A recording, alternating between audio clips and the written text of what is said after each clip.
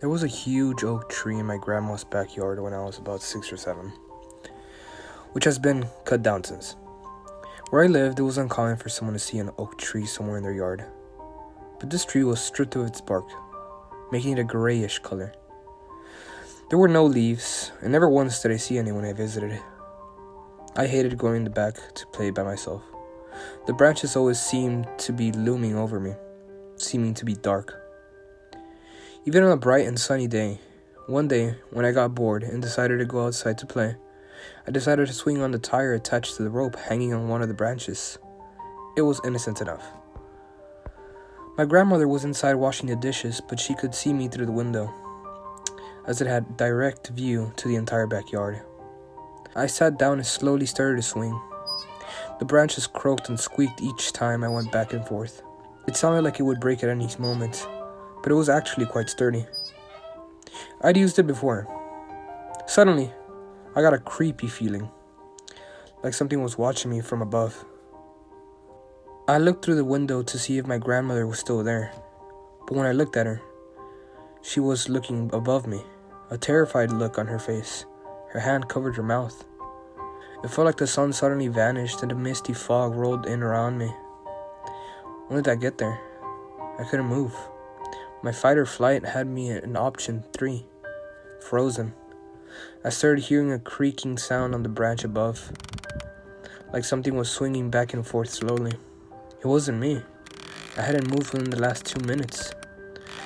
I almost started to cry when my grandmother finally came rushing out and over to me, quickly moving to me. She shielded me from seeing what was on the tree.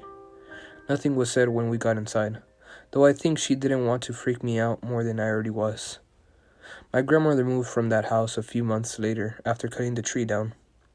She didn't want me to come over after that, but now she's in her new home. She lets me come over whenever I want. A few years later, when I had remembered the incident, I asked her what happened. She sighed. I had a feeling she still didn't want to tell me, and answered with the most terrifying answer anyone could think of. There was a woman hanging from her neck. It was all twisted and the bones protruded from her skin.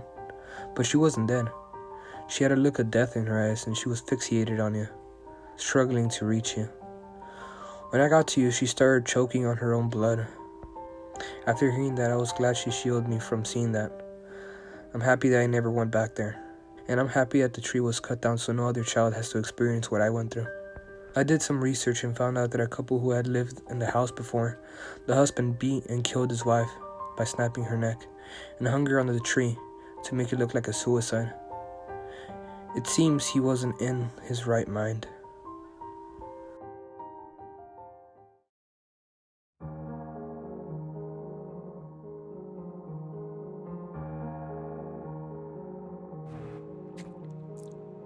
For the past 30 days, at exactly 2:34 a.m., I've been awoken by a child screaming. Every single night, for 30 days. I would still say the child is around 5 or 6 years old and a female, living in a small neighborhood. I know everyone who lives here. I could list all of them right now without having to think about it. I know for a fact that all the children that have ever lived here are well over 25 now and have left the neighborhood to live somewhere else with better job opportunities. No one has moved here in the past 12 years. At least that's what I thought until last night, when I looked out of my window after being awoken again. Being a widow since last year, I lived by myself, except for my cat who slept through it all. I opened the foggy window and peered out into the dim street. In the middle of the road was a small, rather slim child.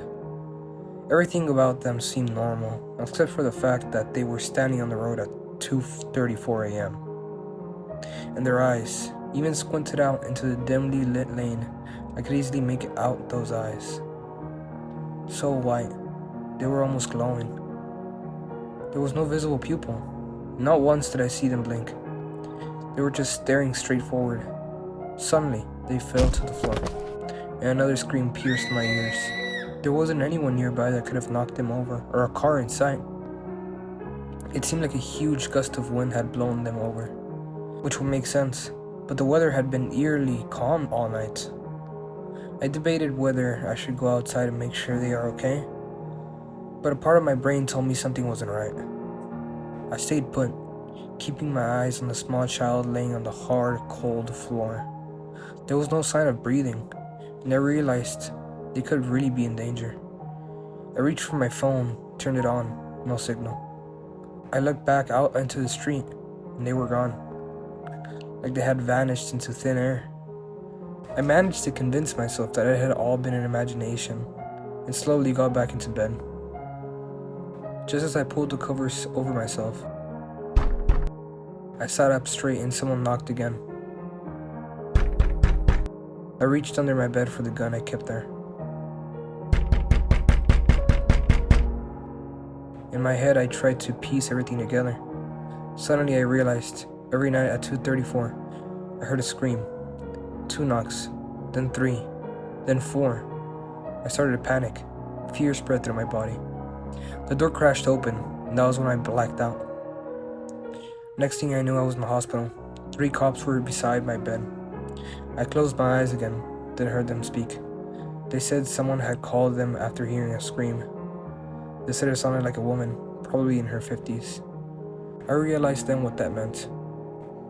I'm a 56-year-old woman. Every night I heard someone scream, and so I reached the end of the month, and it was my turn. I sat up. I asked the police officers if they had caught anybody.